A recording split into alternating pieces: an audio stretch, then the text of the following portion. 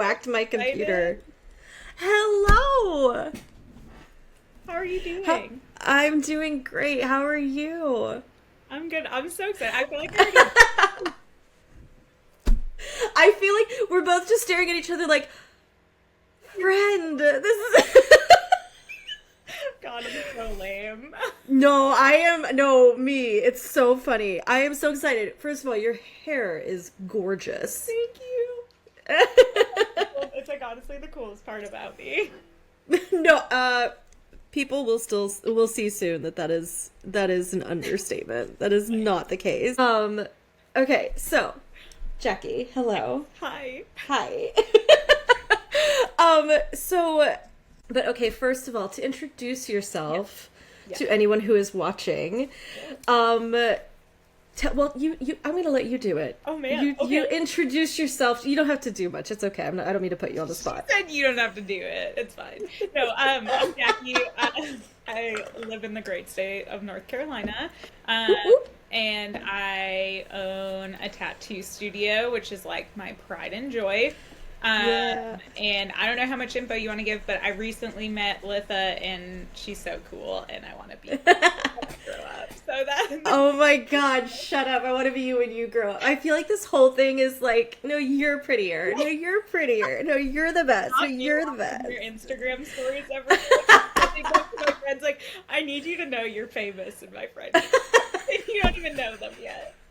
You're famous in my house. Like, I've been updating my husband. Like, they want us to go on a paranormal investigation with them. And he's like, who's they? And I'm like, Jackie and her friends. Keep up. And I've been sending him, like, the tattoos that you do. Oh my God. Because he's not a tattoo guy at all. We're so different. But he... Okay. We shall see. Like tattoos either, so like I get it. That's so funny. That is so funny. He gets weird and kind of jumpy when I mention tattoos. Like he's like, it's fine if you want them, but I can't do that. And I was like, okay, that's fine. But I sent him like the dog one that you just did. I sent it to him because he's also like he's a dog dad. Yeah. So I was like, look at this. Amazing. But yeah, we're gonna go on a paranormal investigation together. We are. I'm so excited. Henry River Mill, which is like the coolest freaking place ever, and like I'm low key friends with the spirits there, and it's gonna be freaking amazing, and I'm so excited. I am so stoked. Also because there's something in your chart that I saw that is gonna make this a very interesting experience. Yeah. So for you, but we'll Oh yeah. We'll do all the things. Okay, yeah. I want all the questions. And we will get to like our adventures. We'll talk about it later because I'm gonna post about I'm gonna like I'm like gonna like be a semi vlogger for the first time. Should we like start a podcast or a vlog? I'm good with that. She said I'm total. I don't know well, if yeah. you want to listen to us. It's just us going, no, you hang up. No, you hang up. No, you hang up. You can like throw in some free feet pics and it will be fine. I think that's perfect. I think if it's just constantly us going, no, you hang up. No, you hang up. No, you're prettier. No, you're prettier. And people are like, what the fuck is this podcast about? I don't get it. And then they're like, look at the Patreon. And it's just our feet. I love this. Oh my God. Put it in the chart. It's not Add it to the chalkboard of ideas. I love it. That's hilarious. Okay, so I am so excited to read your chart. Have you ever had I almost said tarot because I do tarot as well. Have you ever had an astrology reading before? I know nothing other than I'm an Aries. Like, that's it. I'm so fascinated by it. But no, I've never had a reading. I did get my chart once, and I was like, what does this mean? And then I just, like, put it in the cabinet, and that's it. But I have done tarot and, like, mediumship readings and stuff. Yeah, you're a spooky bitch. I am. I'm spooky. Like, I don't know if it's really low-key. I have, like, a freaking in my studio, so maybe it's not low-key, but... It's not low-key in your chart either. Okay, that's... At all. Like... So fascinating. I mean, you don't have to be born spooky, but you definitely have placements in your chart that's like, did you know that she's a weirdo? And I was like, yes, I did, but now I have confirmation.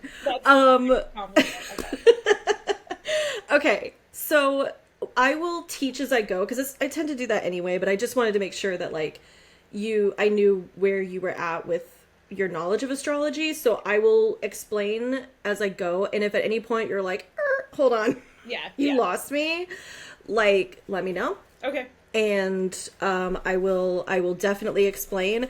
I use a lot of analogies, so hopefully that helps. Okay, Jackie. Yes. My love. You are, and I sent you a screen cap of the birth chart that I'm looking at. I think I did. Yep. Okay. So visualize with me, Jackie. So imagine that there is a gated community of 12 houses. Yep. And each of those houses was built by an architect and decorated by an interior designer. Okay, so you've got one house, which is like, it kind of looks like the Addams Family house. It was built by Pluto, decorated by Scorpio. You've got another house that looks like absolute utter perfection of an Eden, and it's all balanced and beautiful, and it was built by Venus, and it's gorge, and it's decorated by Taurus. So you have 12 of these houses. Okay, in a circle in this little gated community, and one night someone says, hey, let's play musical chairs. And so, but with the houses, obviously. So all of these planets and all of these, they start running around like crazy. Okay. Well, it's not really crazy, but just for this analogy, just know they're running around. Okay. And then when they hit pause on the music and everybody freezes, that's the snapshot. That's when you were born. That's what the sky looked like, or what the gated community looked like when you were born. Okay. So that's never going to change. It will always be that way. So in your chart here in the circle, that's all of those symbols in black that you see on the inside. That's where they were when you were born. So of course your sun, it's the one that looks like a boob. It's in Aries. And so you see, that's your sun sign. So when you say, oh, well, I'm an Aries, that's all I know, it means your sun was in Aries when you were born. Got it. Or the sun was in Aries in the astrological sign. So then you see all on the outside of the circle here are these little green symbols. And they're the same symbols that are in the chart, but they're green. And they're in different places. This is where the fun part comes in, because after you were born, they hit play on the music again, because the planets never stop moving. So these are what we call transits. So when you were born, it's what we call natal placements, snapshot of the sky. The green buddies here, we call those the transits. And those are always changing. And they all go at different speeds. Fun. Because they match what's going on in the sky. So for example, the sun, it's moving at the sun's pace in the sky. Pluto, moving very slow because it's the slowest planet in the solar system. So that is like the framework of what we're going with here. Okay. So that's how you get somebody's dazzling and different personality, because you have like that second house that I talked about, which is like beautiful and an Eden and gorgeous and chef's kiss, built by Venus, decorated by Taurus, but Taurus ran out of the house. And then you've got Virgo comes in. So Taurus, Venus, they ran out of the house. Virgo comes in and sets up shop and is all about like order and getting shit done and lists and wholeness and wonderfulness. And it's walking into this really beautiful space and going, okay, this needs to be a little more functional. It's a little indulgent. What's going on? Like, so that's how we get somebody's like fun little personality. So that's what we're talking about when we talk about astrology, that you have so many placements in your chart. You have so much more to you than just being an Aries sun, although that is a big part of your personality, because the sun is the sense of self. Right. So does that make sense so far? That all makes sense so far. Okay, cool. It is very intimidating to look at this. I was just like, how did you, like, what's going through my brain right now is like, how did you even figure that out? Like, I honestly, I was telling someone this in a reading yesterday. My mother-in-law was the one who, she's been doing this for 30 years. She's been doing tarot and astrology for 30 years. oh yeah. Over 30 years, I think, at this point. Yeah. And she, born in the same place as you in Boston, by the way. Yeah. Wait, My husband was too. Yeah. And we lived with her during COVID. Okay. And so she just, without asking questions, was just like taking me under her wing. You're a witch. Come on in. Yeah, exactly. Like, let's do this. And I'd wake up to like these big spreads of tarot cards on her dining room table. And I don't even have coffee in me yet. And she's like, what do you think? And I'm like, I don't fucking know. This is like a different language. But also, she would talk to me about astrology, and the way that she taught me was just assuming that I already knew something when she knew I didn't. Mm-hmm. And then she would explain it, but oftentimes she'd be like, well, Venus is in Gemini right now, and so that is conjunct with this, and this means that. And I'd be like, yeah, and the fleet floop is with the gleep lorp, and I don't know what she's saying. Like, I don't know.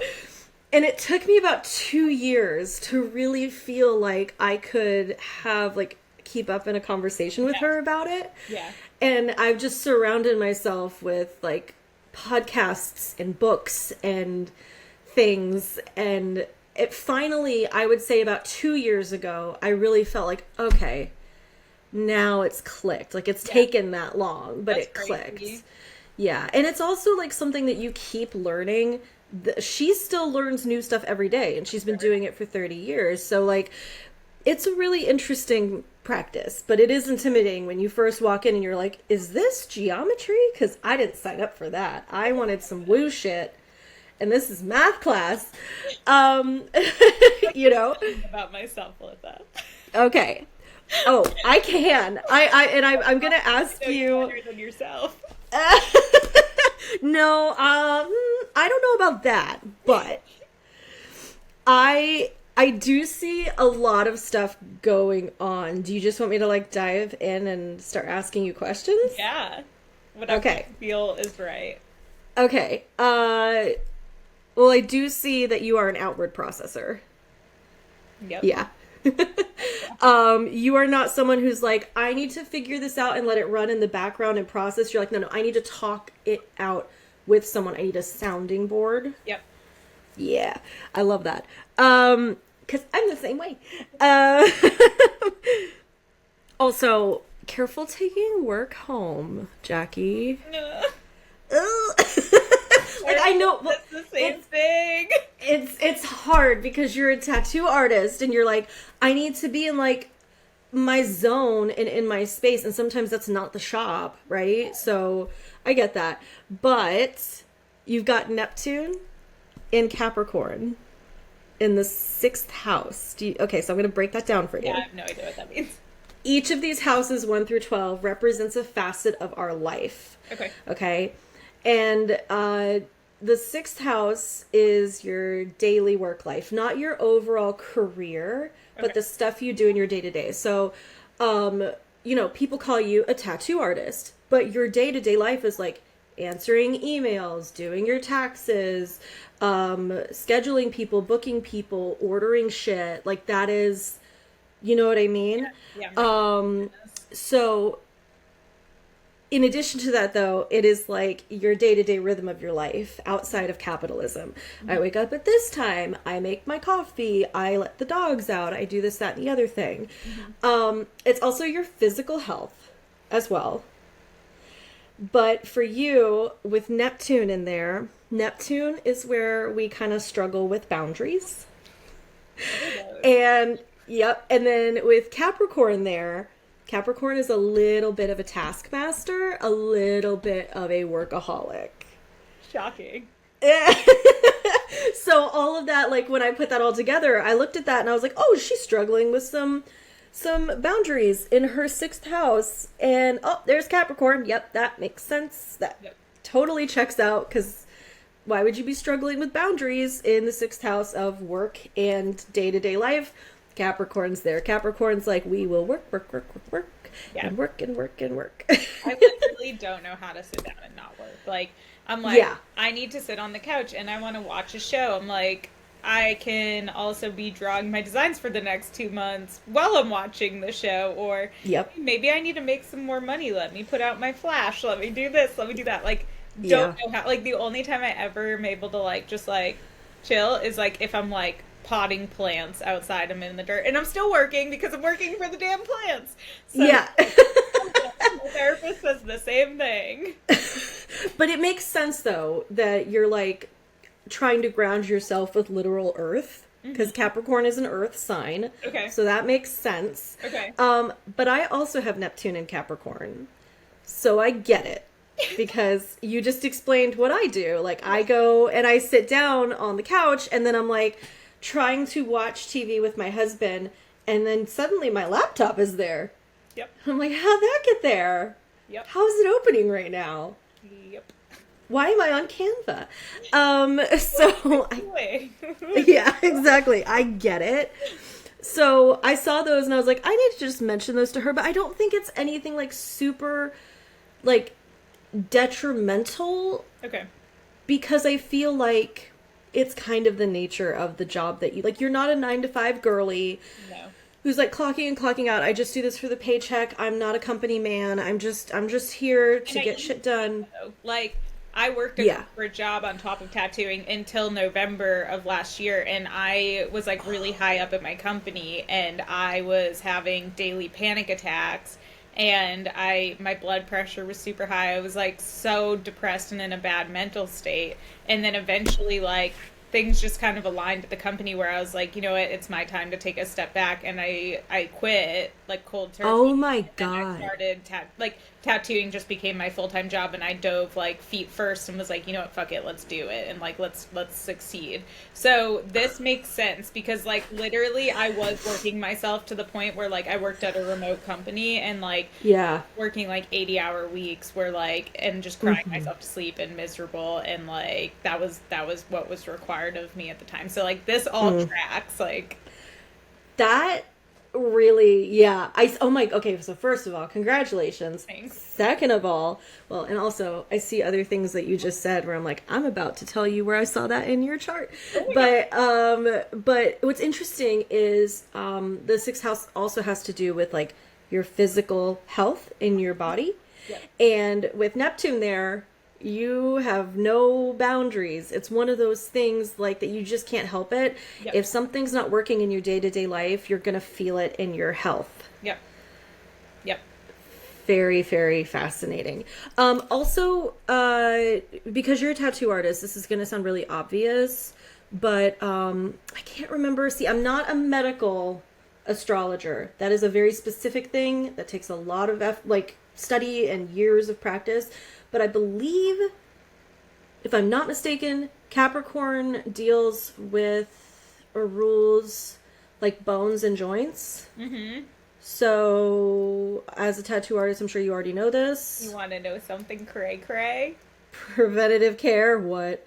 In 2019, randomly, they found a massive bone tumor in my knee, and I had to get it removed. Shut up. Grad school. In 2019? Mm-hmm. Holy shit. Okay. So, like, I want to tell you, how much am I allowed to tell you? You can tell me. It's okay. Like, I'm not going to fuck anything up? No, because I'm not a medical astrologer, but that was just like an aside where I was like, oh, I see Capricorn in 6th house, and I know that you are a tattoo artist, and I was like, yeah, preventative care, babe. Mm-hmm. My mom died of bone cancer. I am so sorry. It's okay. It's been oh my time, God. So, like, I've like processed and everything, but she passed of bone cancer when I was 2 days before I turned 18. So like, and then in 2019 they found the tumor in my knee, so I got it removed. And it was just like a preventative thing where I was in pain. Yeah. Like went in for an X-ray thinking I like tore my MCL, and there was a tumor and they found it and they removed it. So like we're good, and I'm good, but like this tracks.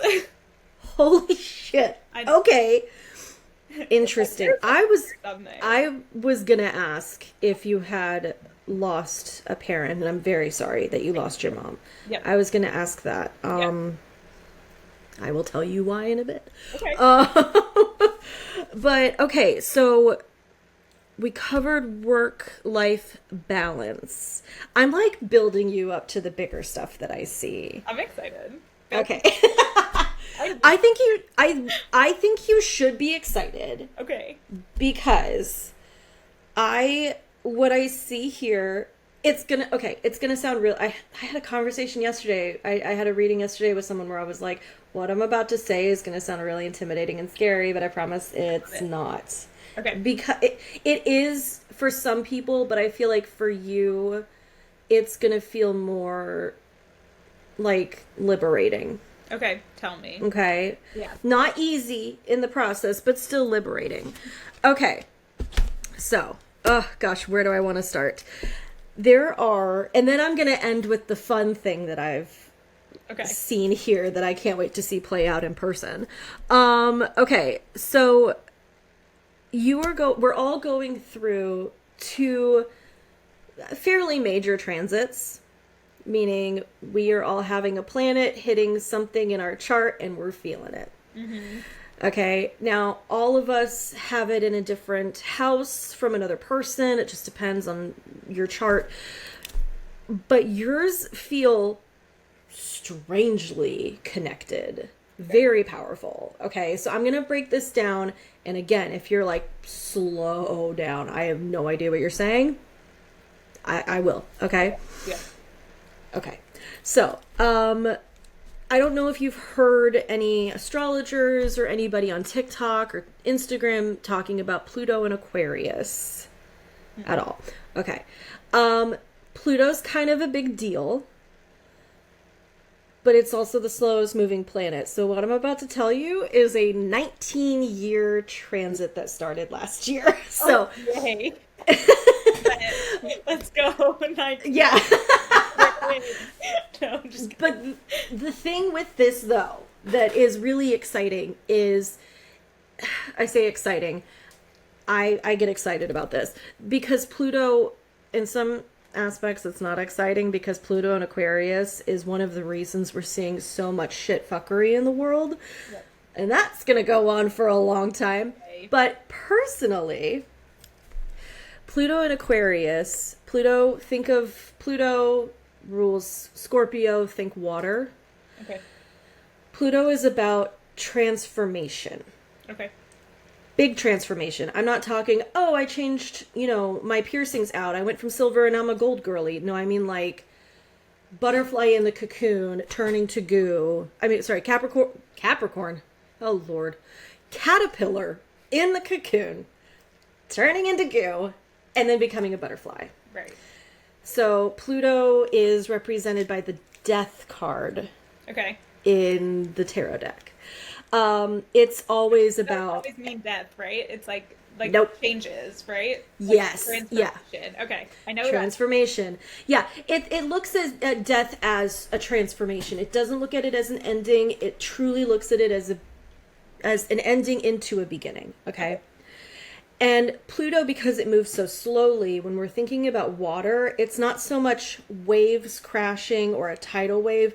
It's slow erosion of the shoreline for change, if that makes sense. Yep. Erosion doesn't really you get me, I think. I think you got it. Yeah. I got what you mean. Yeah, it's not going to smack you in the face. It's just going to be like a slow roller.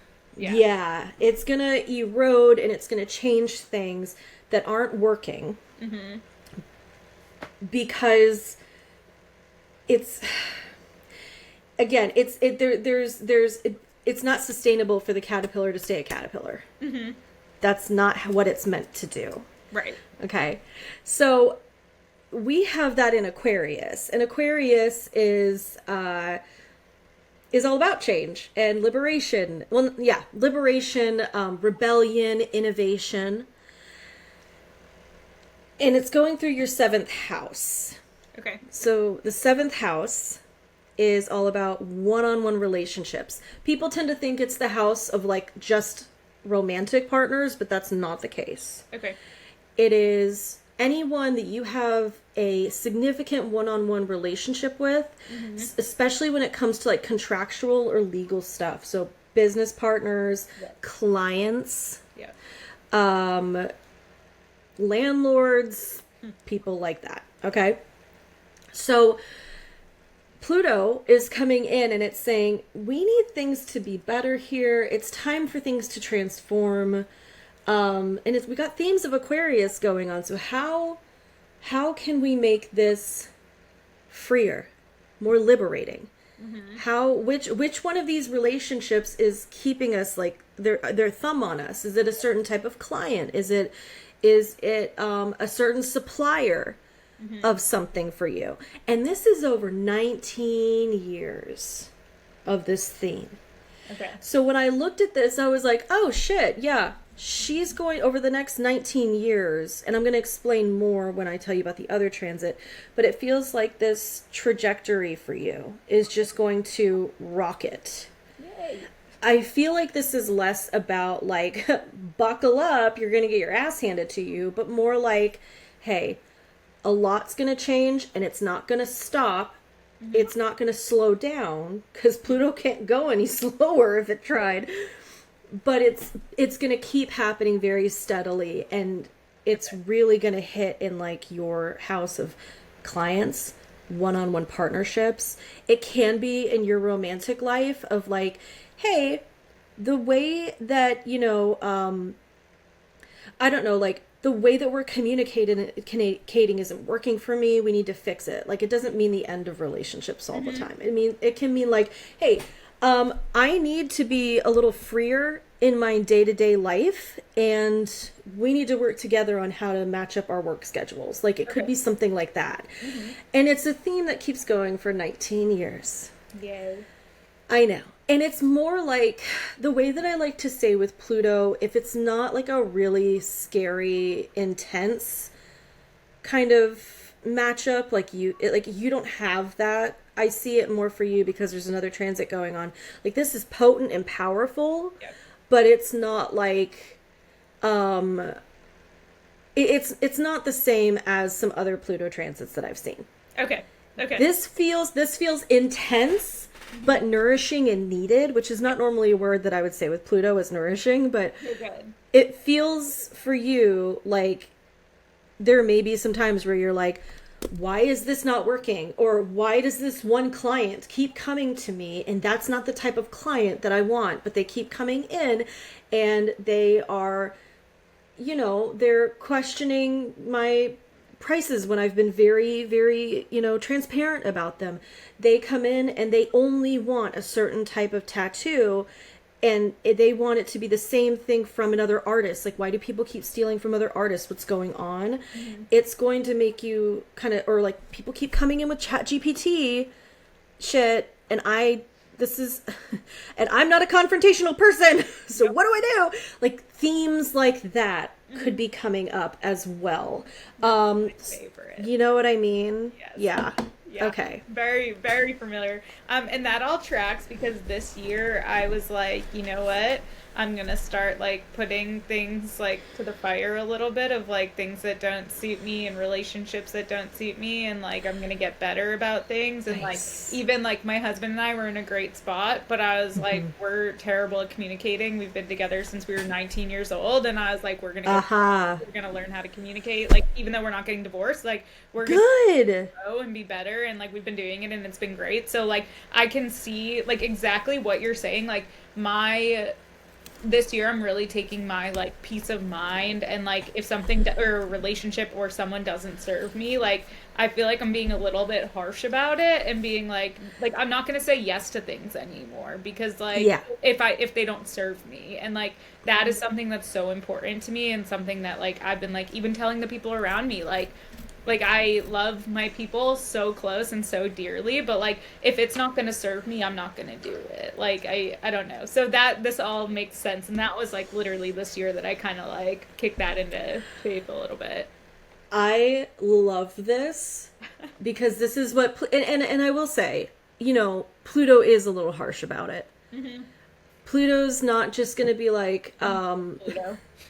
yeah, it's Girl. Pluto. Yeah.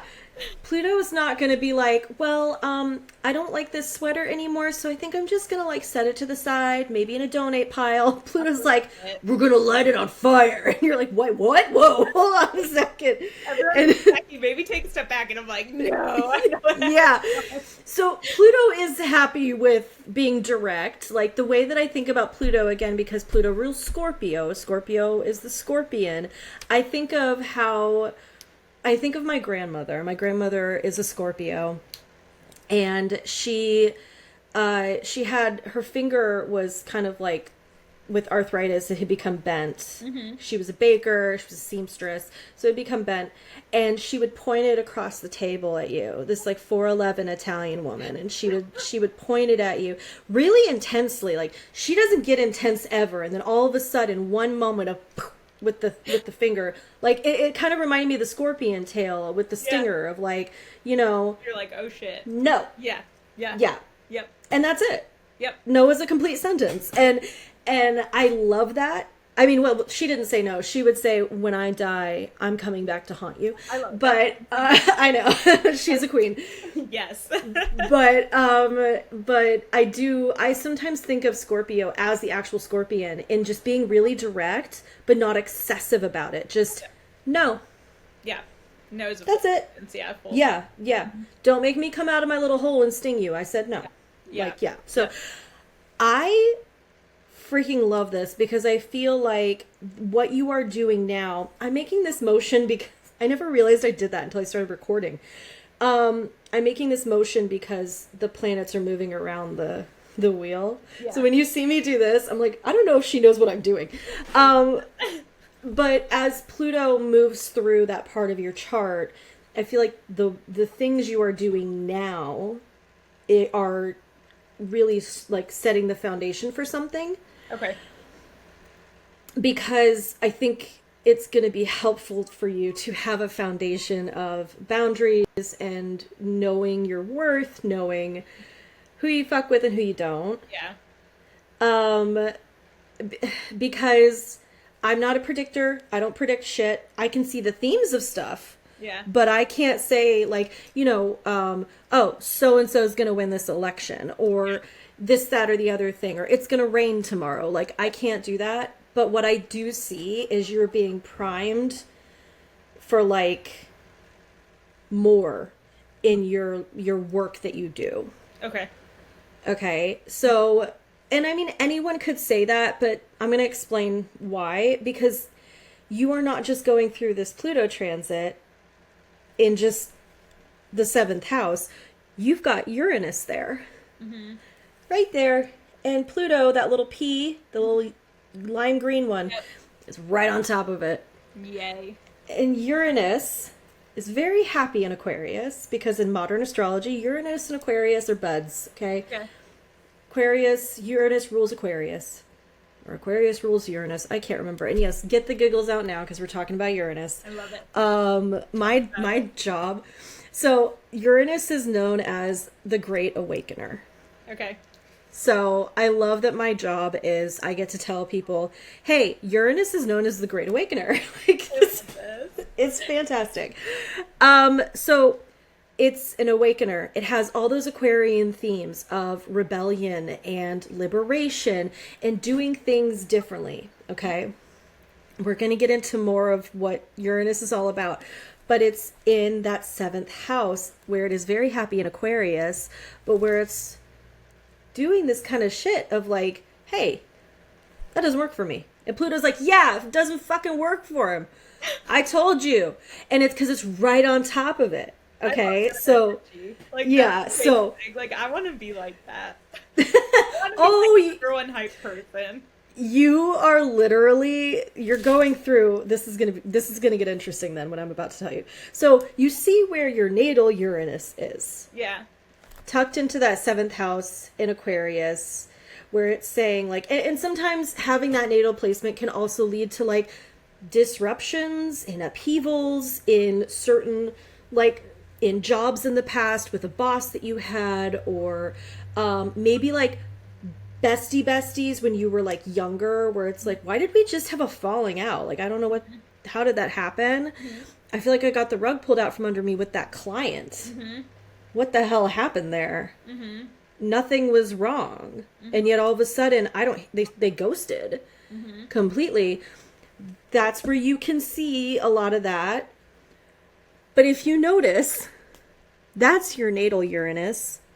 We're going to go across the way to the upper left portion of the chart, where the lime green Uranus is. That's the other transit we're going to talk about for you. Okay. Everyone is going through Uranus in Gemini. Okay. Somewhere in their chart, because Uranus is in Gemini in the sky. Mm-hmm. Okay. So this is what I call the 7-year shakeup. Okay.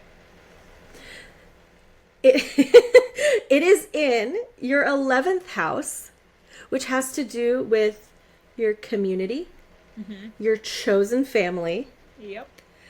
Also your hopes and dreams, but like social media as well lives there. The internet lives there. Yeah. Okay. Yeah.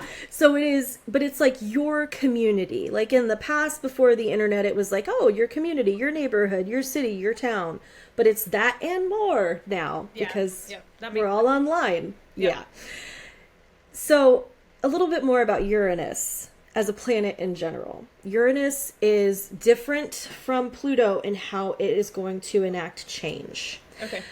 Uranus is a lot less subtle than Pluto. Pluto's already intense, but Pluto's like Wednesday Addams standing in the corner just like scowling. Yep.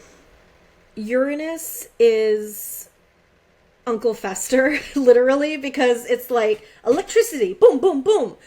So Uranus has an electric vibe to it. It is associated with the Tower card in the tarot. Okay. So, okay. So Uranus, well, Uranus is a little bit more like, it's literally not literally, obviously, but it's like, I like to think of it as like an electric storm, whereas Pluto is the thunder. Okay. Slowly rolling. The clouds slowly rolling. There's so many analogies in this. I'm so sorry. No, this is perfect. I'm getting it. Okay. Okay, good. Because I'm an analogy gal, but like, using a lot here. And I feel like they're overlapping in weird ways. But Uranus is electric. Uranus is also the one that's going to pull the rug out from under you. Yes. So Pluto is this constant hum in the background that you actually don't realize it after a while until somebody turns the hum off and you're like, whoa, oh my God, that was so loud. I didn't even realize. Uranus is like, and lightning strike. Yep. And another one over here, and whoop, another one over there, and you're like, holy shit, what is going on? Why is this happening? It's like the Tower card where they're getting zapped out of the tower and they're free falling, right? That is another thing that is happening. So Pluto is hitting your natal Uranus, being like, hey, she said no, shake it up, change the old things that don't work. Yep. Break free of old patterns, shake it loose. And then you've got Uranus transiting your 11th house. So that's in your one-on-one your one-on-one relationship house. Then you've got Uranus transiting over to the other house that is all about other people, your community, where your social media, where you show up, your chosen family, and going, and we're also going to shake it up over here. I'm not done. And that's going to happen for the next 7 years. Oh, yay. So, you're going to feel that one, I feel like, more acutely than Pluto. I mean, I feel like some people are going to listen to this and they're going to be like, you are not giving Pluto her flowers. Like, Pluto is that bitch. And she is.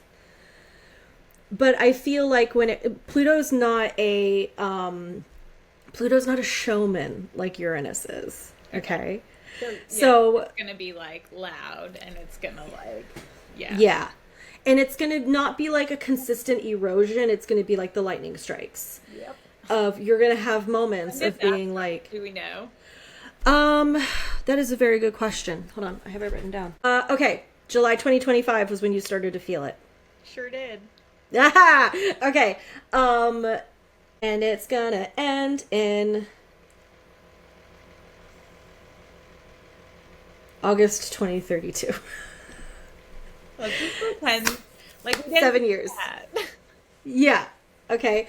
So this, I feel like, is kind of, it's very potent. It's a lot that both of these transits, because we're all experiencing both of these transits. It's just in different You happen to have yours are like holding pinkies and being like let's move shit around together with our powers combined. Like, this is gonna be great.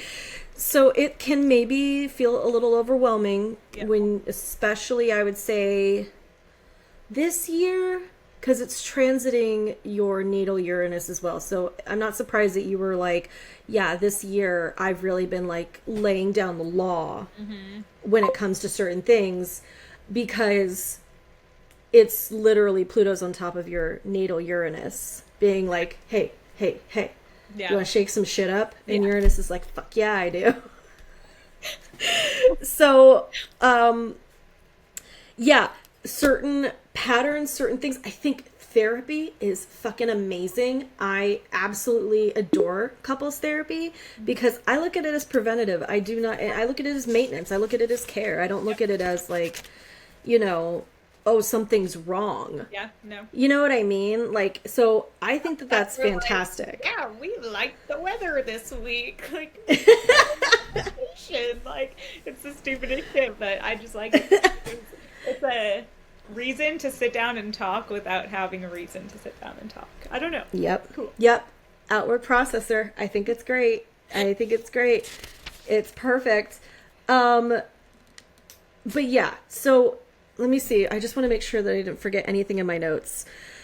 There could be some unexpected disruptions around this time because it is Uranus. So, and when we're talking about Gemini is like the big communicator, the big, the friendly, really good communicator that everybody needs. That's Gemini, okay? A couple of air signs, Uranus having some disruptions.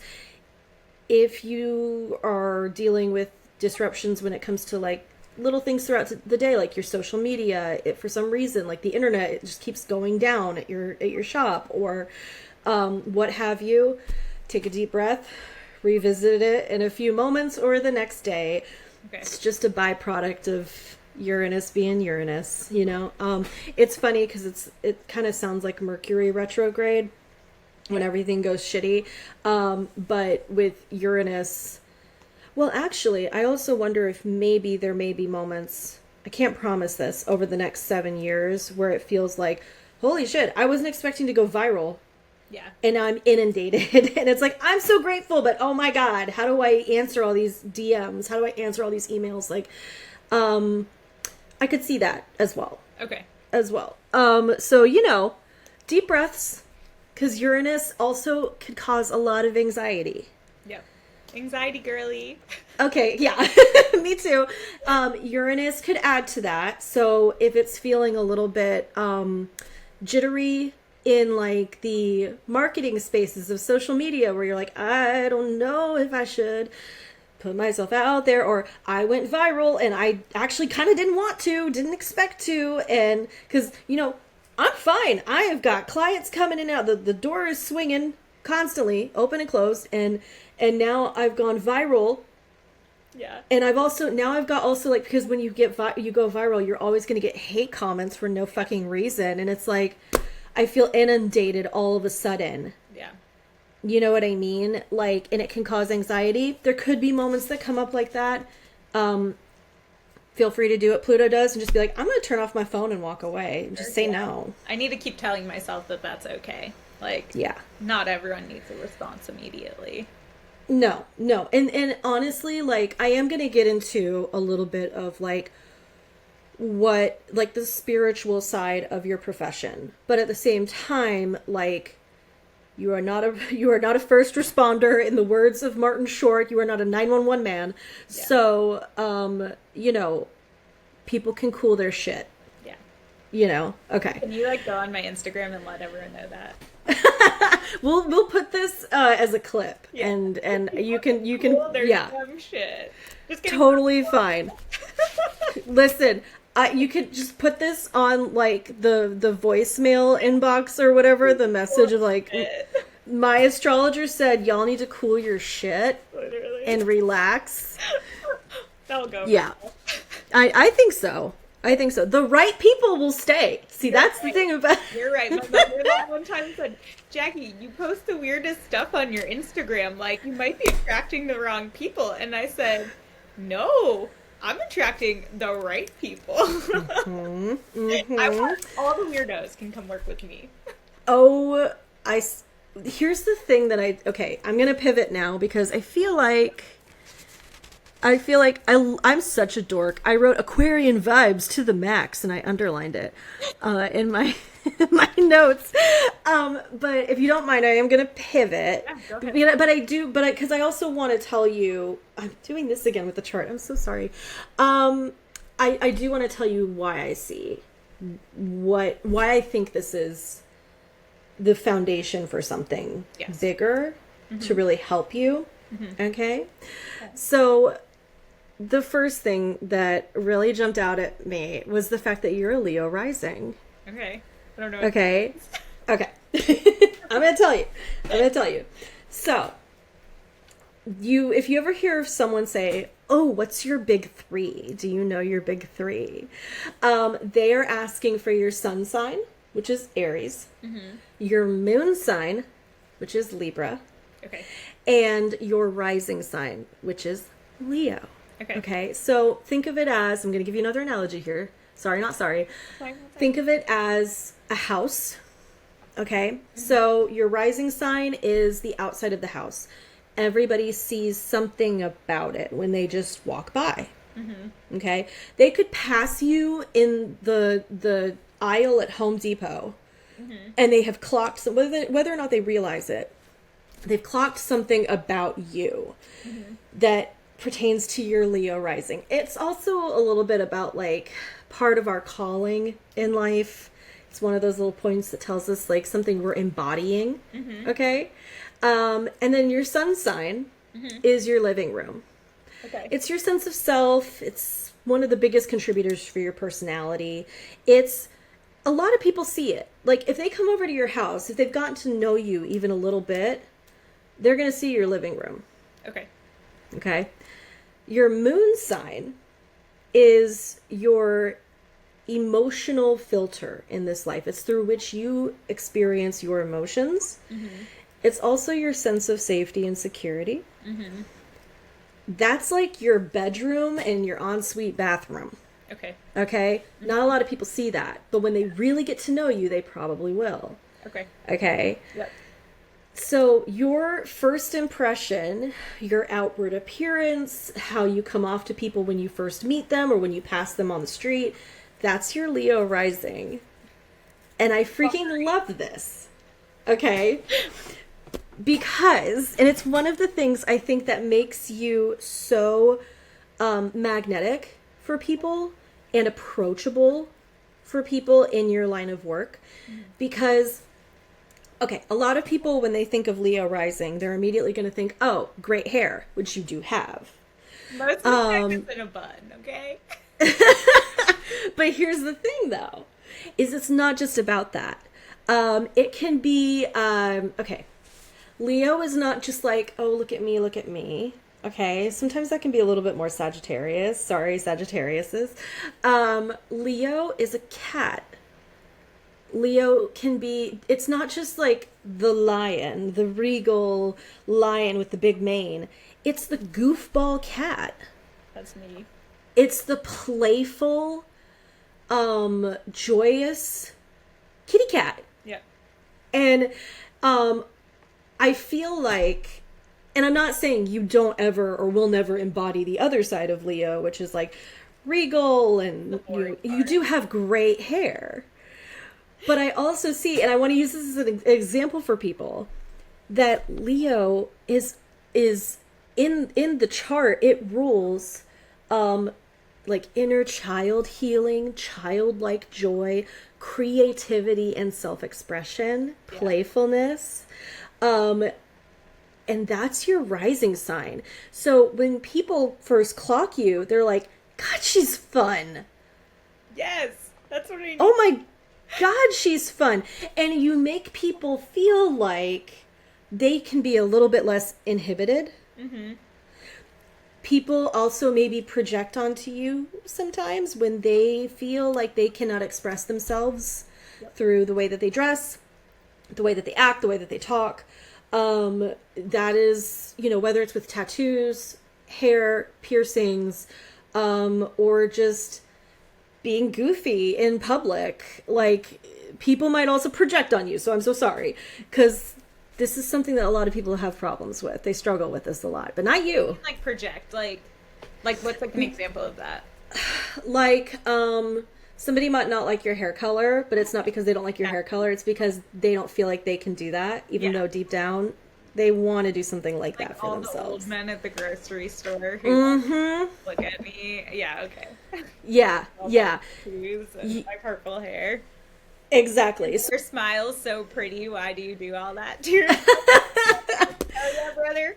But also with Leo, there is embracing your playfulness, your sexuality, and women with tattoos and piercings. That is something that you're like, yeah, look at me. I did it. And I'm great. This is who I am. And I think it definitely makes men uncomfortable. Love that. Obviously. Yeah, I know. Love that. So I saw that you are a Leo rising. I also see here that you have a Libra moon, which is a very chill, even moon. I mean, I think you do have a strong sense of justice.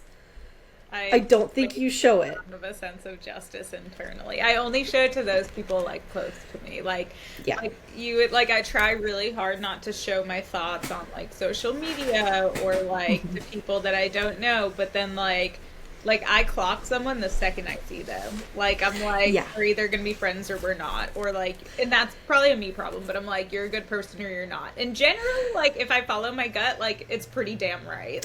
And a lot of my friends will catch on later. They'll be no, that person's great. And then a month later, they'll be ooh, you were right. So that 100% tracks. I totally see that because you also have that your moon is in the third house. The third house has to do with communication. And you feel like not just expressing yourself, being able to talk things out loud. There's a sense of everyone needs to be able to talk and I didn't get a chance to speak and I really need to. That's really important to you, or making sure the person you're talking to has had a chance to share what they were talking about. And there's also a safety and security there that you feel like you have the opportunity to communicate how you feel about things. Now. Is that... I was not like that as a kid.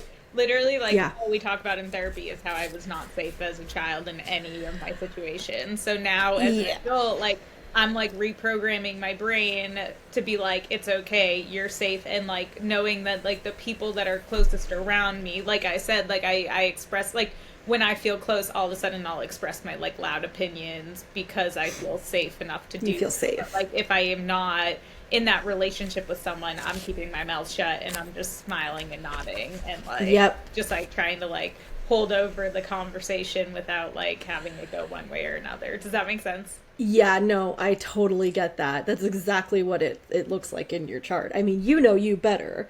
So I'm going to go with your word first, but then I look at your chart and I'm like, oh, your chart really backs that up. Yeah, that is for sure.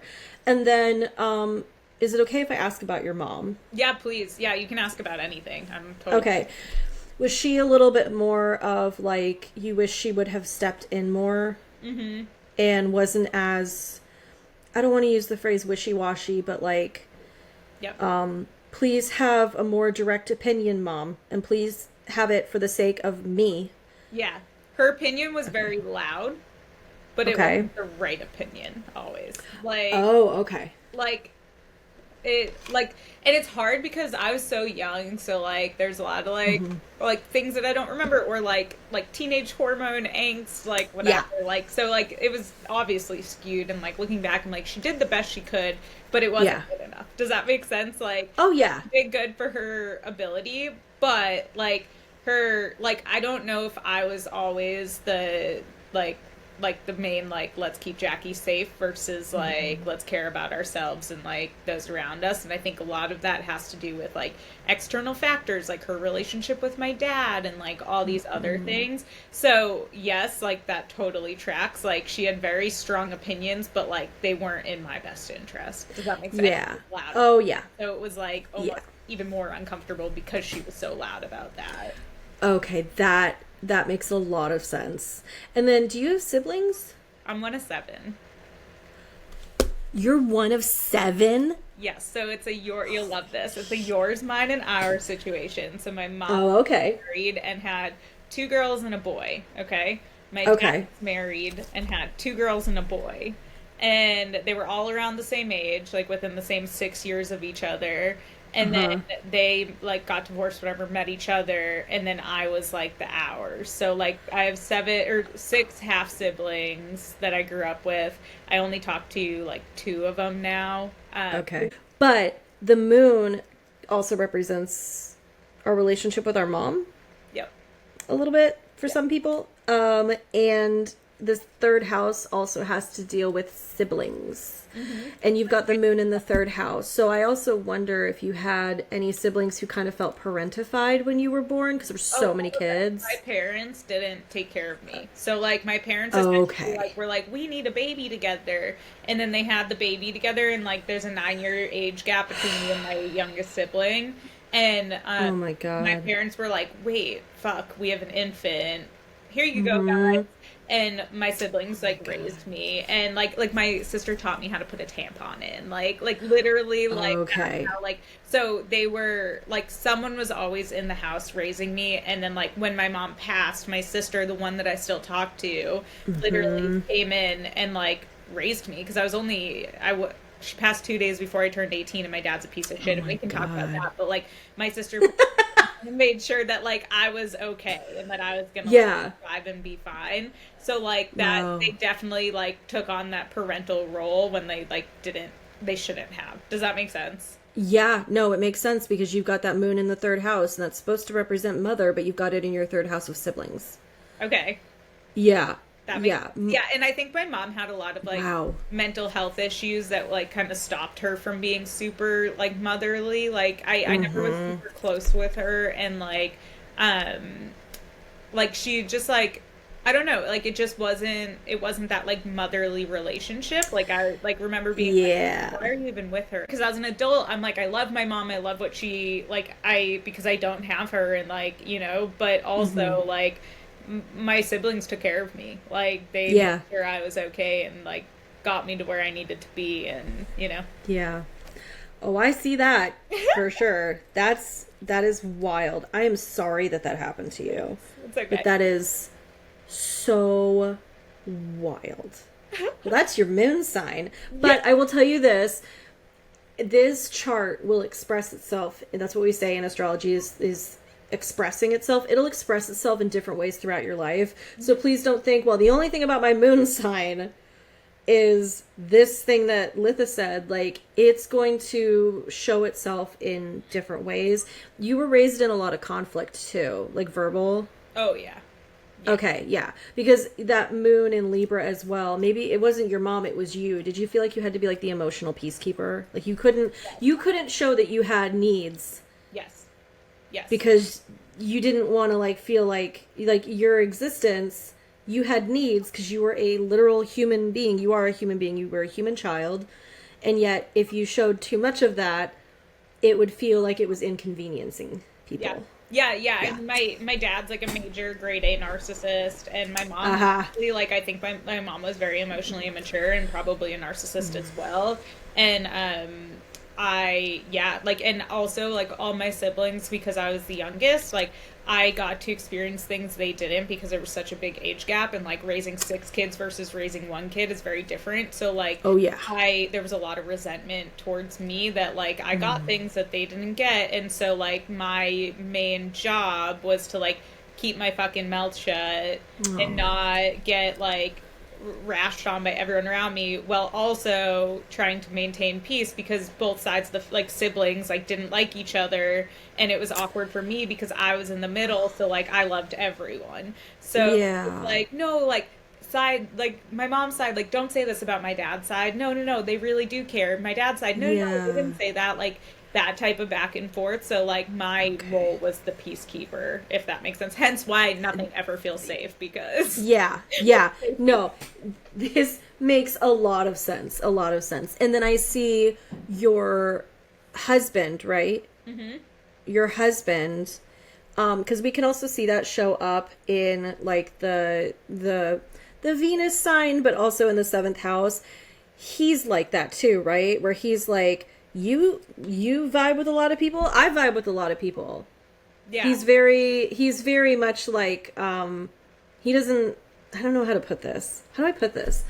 It feels more like, this guy doesn't really have a whole lot of conflict with people unless it really matters. Yep, no. Like he literally like he's not super outgoing. Like it's not like let's make friends with everyone. Like he's very quiet, and like if like most people are probably like, wow, he's a fucking jerk, because like silent, and then he'll say a one-liner that you're like, what the fuck? Like but no, he like does not fight with anyone. He just exists. Like I'm the loud one in the relationship. I'm like, and but that's great because you didn't get the chance to be. Yeah, like he's a word processor. We're polar opposite. Yeah, my husband and I are the same way.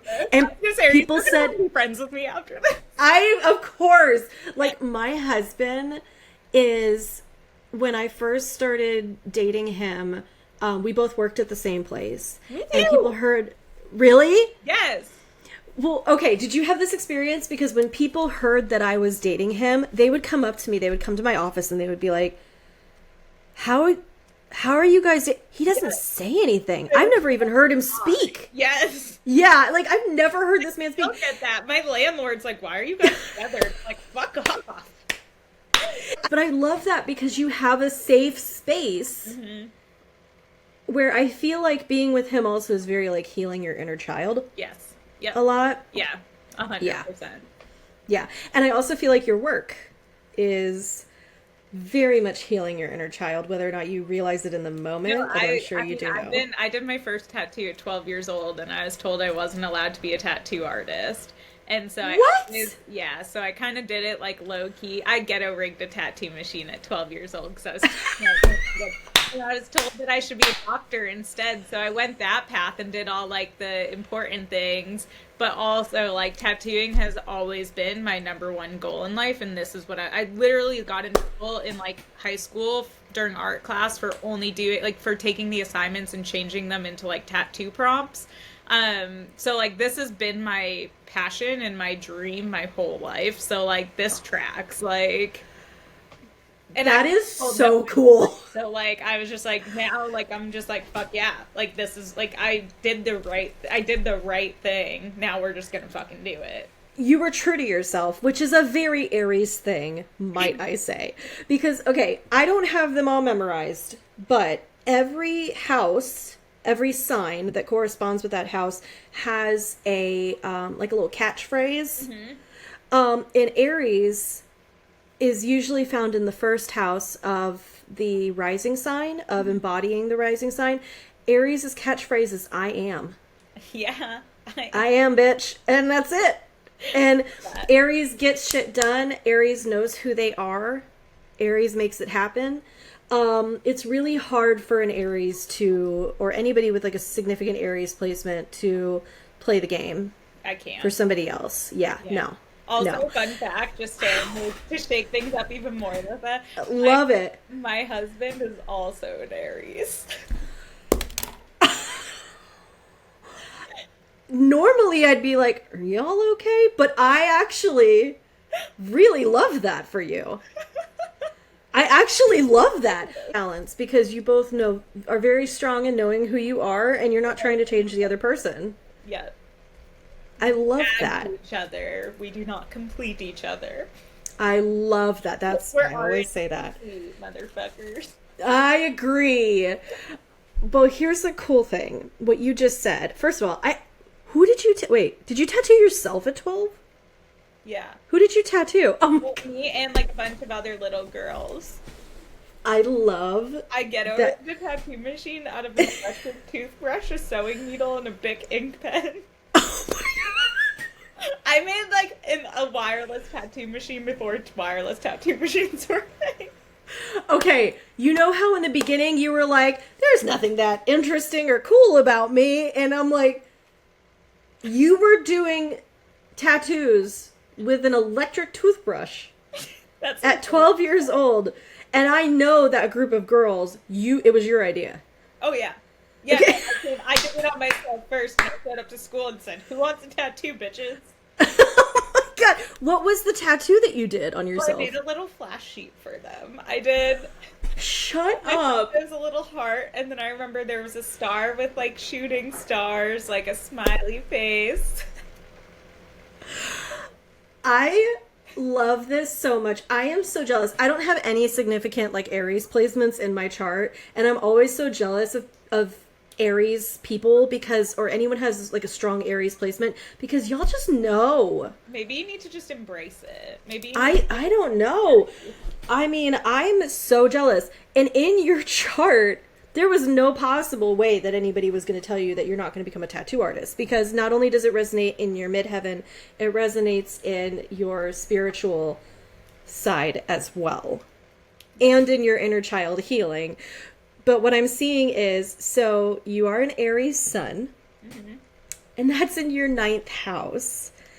The 9th house is about, you'll hear people be like, oh, it's about higher education and publishing and writing and travel and all of those things. But it can also be about spiritual stuff, meaningful things, exploration of philosophy and meaning, okay? And right next to that sun, you got your midheaven, which is your career point. Oh, yay. So not only did you know who you were, but you were also like, and I really identify as this job, as this career, as this vocation. Yep. So I grew up, my parents were both Jewish. Like, I grew up in Boston, so they were both Jewish. I'm not religious. And so they sent me to Hebrew school. And I immediately, from a young age, was like, fuck this shit. I'm not going to be told what to do by nobody. So you'll love this. And this will come back around. But I would go from my elementary school. There would be a bus that would take all the little Jews to Hebrew school, right? So I, at 7 years old, decided I wasn't doing this shit anymore in first grade. So I started getting on the wrong bus, and I would get on the bus home, and my parents weren't home. So I would go home by myself, and no one was there. So after like 3 or 4 times, my mom was like, how the fuck are you home? Like, you need to stop doing this. And the first few times I got away with like, oh, I got on the wrong bus, and then I just let myself in the garage, no big deal. And then by the 4th time, she was like, you're fucking doing this on purpose. And I was like, yeah, I don't believe in this shit, so I'm not going anymore. And I dropped out of Hebrew school. Now, 2 things with this. One, when I turned 13, I was jealous of all the bitches having bat mitzvahs. So I was like, I want to fucking party. So then I got a rabbi to tutor me so I could have it. But then I faked a concussion. So then I didn't actually have to do like the actual ceremony. He did it for me. And then I had a huge rager at a nightclub for my bat mitzvah. But also, to go back in time, before I dropped out of Hebrew school, I remember going in and they were talking about how our bodies are temples and how we can't ruin them, and you're not allowed to get buried in a Jewish cemetery if you have tattoos. And in that moment, no one in my family had tattoos. I didn't even know what they were, okay? But in that moment, I said, you're telling me I can't have a tattoo? Like, no man's gonna tell me what to do, but also, I'm gonna go fuck everyone else up, like, against this. And so, in that moment, like, I went home, I told my parents I was going to be a tattoo artist, and they were like, the fuck you are. And then, like, later I tattooed myself. So that's... Oh my God. Yeah. Okay, so, yeah, you are one of the most interesting people I've ever talked to. No. There is nothing about you that is boring. Are you kidding me? First of all, natal Uranus in Aquarius, in one-on-one, like, relationships of being like, no, fuck you. I'm going to do it my way. I'm going to do this my way. I don't need to be inhibited. I need to be liberated. I need to be free. Yep. Oh my God. No one was going to be able to keep a thumb on you. No. At any point. And I love that now, as you are growing into, like, a full-time tattoo artist now. Full-time artist, full-time business owner. And now you've got these two transits that we talked about earlier being like, hey, remember those Uranus themes when you were a kid? We're going to like show you where else you can be that way, where you may need to bring out little... Oh my God, why do I feel like this is your demon side? Little Jackie. I love this. Little Jackie is coming for you. Can I tell you, my friend, the one who actually messaged you the other day, she has a flash tattoo from one of my events, and it's this little fairy, and she's slouched over, and like she's got big boobs, and she's just like looking off to the side, tired. I did it on her, and she calls it her little Jackie because I'm always slouched when I'm tattooing, and I'm tiny, and I'm so tired all the time. Oh my God. That is so funny. But that is so funny to me because I'm like, you may have to like tap into that younger you and be like, I'm going to give this situation the middle finger because I know it's not right for me. Yes. This partnership in business, this supplier that I've been using for years that's changed up their shit. Like, there's something about this here. Or if it's like your, you know, the building that you're in 10 years from now, if you're like, I need to get bigger, I can't stay here. It's going to be tapping into little Jackie. Mm-hmm. Whereas, like, it's so funny because my husband and I, our dog Lucy, her full name is Lucia. And when we first got her, she would have these witching hour moments. And it was always happen at the same time every night where she would try to instigate her sister into having a crazy play session instead of falling asleep. I love that. And she would do it by, like, sitting down and doing the dog thing of, like, slowly moving towards her, stalking her sister. Yeah. And we would say, uh-oh, it's little Lucia. Bing. Little Lucia is here. And so I just feel like, yeah, little Jackie. I love this. That's going to be my brain demon is little Jackie. It's your Sasha Fierce. I'm going to be little... It's my alter ego, it's little Jackie. I'm going to go full little Jackie on you guys if you don't stop. I fucking love this. That's so funny to me. But yeah, it's so, and then also you've got your, in addition to your sun and your midheaven, your sense of self and your career point, you also have your Mercury there, and Mercury is about communication. Okay. So, yeah, as an Aries, your face comes with subtitles, I'm sure. And there was no way, there's no way that anyone was going to be able to tell you differently because you were going, my sense of self is connected to this, I am this, and also I'm going to communicate that I am. Mm-hmm. It's brilliant. I also do feel like with this, you have, quite the ability to be a writer as well, I will say. I wrote a book. You did?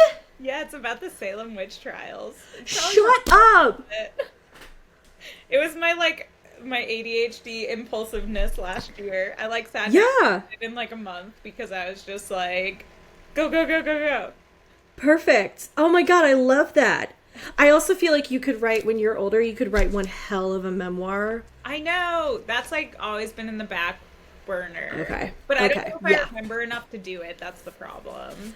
That could be one of the most interesting parts. Yeah. Because there's a lot of us, I don't want to be presumptuous, and I don't know if you want to share this with the world, so I can cut it out if you want me to.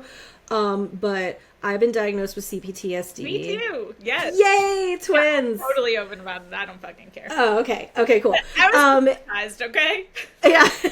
I do not doubt that. You told me 30 seconds of your story, and I was like, cool, trauma, big time, so much trauma. Understandable. And I just feel like there's a lot of people out there who maybe would resonate with the idea that with CPTSD comes spotty memory. Mm-hmm. Because it was a survival tactic from your brain. Yep. So it could be interesting even to, I'm not going to push you, but I'm just saying in the future, if you ever get the opportunity to write, do it. Because I feel like there's something in your chart, because the 9th house where your midheaven is also about publishing and writing and putting yourself out there. Okay. Yeah. Now, would you like me to tell you the really exciting thing that I can't wait to see play out in person? And then if you have any questions, I definitely want to answer them. Yeah. Okay. So there is, in all of the crazy shit fuckery of the world that's happening, all of these transits that are going on, because as we are experiencing them personally, we are also experiencing them globally. So Pluto in Aquarius is affecting the United States because the United States is its own entity. Fun shit like that. We are all experiencing one little short, lovely transit that is giving us all a little bit of a boost, a little bit of a kiss on the forehead, when we all need it. And it's Jupiter in Cancer. Okay. I'm going to explain what that means. So, Jupiter is, and I always make inappropriate jokes with this, and I'm sorry, but Jupiter, whatever it touches, it makes it bigger. Jupiter, is the biggest planet. It's gas giant. Wherever it is in the chart, it is going to crank the volume up on that. Okay. And for better or for worse, honestly, it's a neutral thing. But in Cancer, it's very happy. It's not like the best friendship, but they're friends. They're good. Cancer, it can bring a lot of emotional feelings up. It can bring up some stuff about like mommy issues. But mostly, and I think especially for you, it's going to crank the volume up on emotional intuition. Okay. Empath shit. Yep. All right. In addition to that... No. I see it in your chart. It also has to do with, like, sometimes with Jupiter, it can be a planet of good luck. Not all the time. A lot of people like to say, oh, Jupiter's the planet of good luck. Not all the time. But in Cancer, often, hell yeah, we're good with it. Everybody could use a little bit of a boost, and the universe is throwing us a bone with Jupiter and Cancer. So, for some people, Jupiter is transiting their second house, and they're like, oh shit, my income got a boost. Or I was able to buy that house that I wanted. For other people, they could be having it in their seventh house. And it's like, well, dang, I met the love of my life. Or the business partner I've always wanted. This is amazing. For you, it is in a very, very interesting house. Oh, no. No, it's good. Okay. But it can be confusing for some people. But for you, I think it's really going to click and it's really going to make sense. And it's why I can't wait to see what happens. So, and it connects, again, to your overall career. Okay. So I'm going to go through the two houses that I see in your chart that really point to, this is a real spooky bitch. And it's just who she is.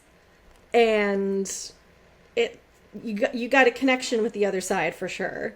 Okay. So I was going to ask you because I don't believe myself, but continue. We'll talk about that after. Okay, that's fair because we all I still experience that. Okay, but I told you about Jupiter and Cancer. Okay, we're gonna put a pin in that. We're gonna come back to it, but it all connects to that transit that I'm going to talk to you about. We're going to look at your 8th house. Okay. That's where Pisces is. Mm-hmm. Pisces is the mystic. Pisces rules the unseen. Okay. You have it in the house that Scorpio built. And Scorpio is the spooky bitch of the spooky bitches. Okay. Pisces is the weird bitch. Scorpio is the spooky bitch. Okay. I love both. So, the 8th house... It is the house of, like, death and taxes, but it's also the house of, like, it's the spooky yuki graveyard of the chart. Love that. It's the house that reminds us of our mortality. Okay. Because it has to do with inheritances, death, other people's money, and taxes, and also spirit communication. That's where I find it. I don't know about other astrologers. House. Other people and spirit communication. Get the fuck out of here. This is the spooky graveyard. Shit in this house. One more basket. It's this one. I love that. I love it. Perfect. Okay, I'm glad because I love the 8th house too. And now you bring in Pisces, and Pisces. So there's the 3 water signs of the zodiac. You got Pisces, Scorpio, and Cancer. Mm-hmm. Scorpio is they're all water signs. Scorpio is water, like, yes, eroding the shore as far as Pluto goes, but the way that Scorpio presents itself as the deepest, darkest depths of water. Okay. Humans can't even go there. Weird shit lives down there, like aliens. And skeletal fish and shit. Yeah. You know what I mean? Yeah. That's the Scorpio vibes. Scorpio can get weird and can go deep with it. Okay.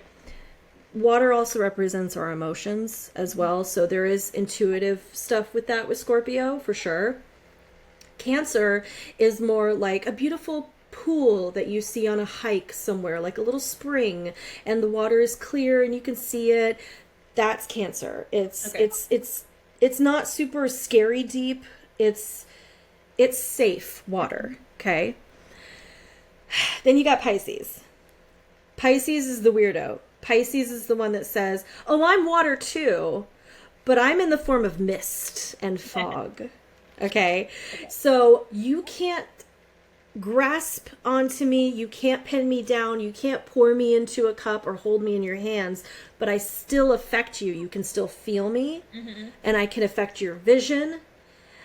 So you've got Pisces of like weird shit happening in a spooky shit house. So it's kind of like, it's kind of doubling up on that spooky energy for sure. And you have Venus there. And Venus is all about your personal values, but also what you make beautiful and aesthetic beauty. The 8th house is also about quote unquote taboo things.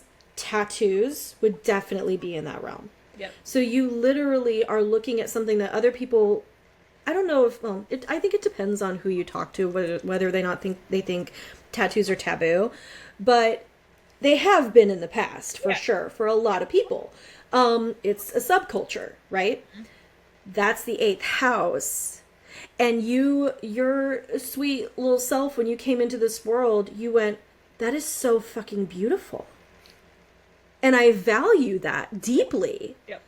That's your Venus. And then you also have Saturn there. Saturn's the daddy of the zodiac. This is how things have always been done. This is how we will always do them. And you're coming in and you're like, I'm a woman with purple hair in the tattoo industry. Here I am. I wanted to do this since I was 12. I embrace whatever femininity means to me. I don't feel like I have to harden myself to be in a, quote, male atmosphere. That's not what this is about. I have created a safe space for women and femmes and queer people to come get tattoos.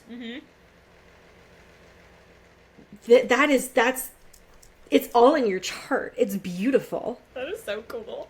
It's so gorgeous. And so, like, that's why I'm like, there's more coming for her in this, because I feel like the universe is preparing you by helping you with these boundaries, helping you understand what isn't working, what needs to shift, what needs to change with these Pluto and Uranus transits that we talked about in the beginning, because I see it's like ingrained in your fabric of this is so like a deeply held value for you. And then when you look at your midheaven being like, and it's like a spiritual thing. It's like therapy for people. And you are not only giving them that therapy, but creating the space where they feel safe to come for that therapy.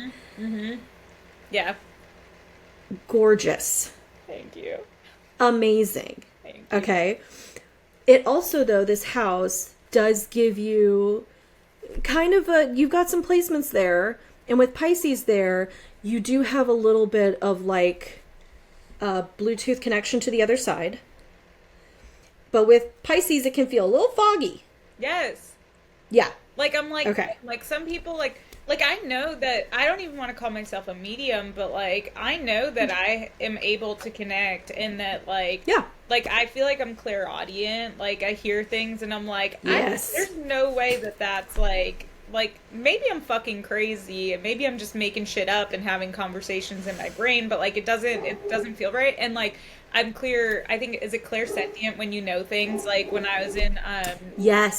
school growing up, like I did so well in school, even though I hated school, because they would ask a question and I would know the answer, and I was too embarrassed to say the answer because I knew it so quick, and I was like, why the fuck is no one else saying the answer? I know the answer. And even now, like I know things in my brain before like anyone says it. So like I do feel Yeah. like there's that connection. But like I don't, and occasionally like I'll see things through like the rear view mirror of my car. I'll see someone or something like that. But like I don't believe it. And then I'm like, there's people out there who are just like walking around and can see ghosts, and they're like, "Hey Joe, like what's up, man?" I don't see them. Like I'm like, so am I doing something wrong? Like what the fuck? No. I think we all experience it differently.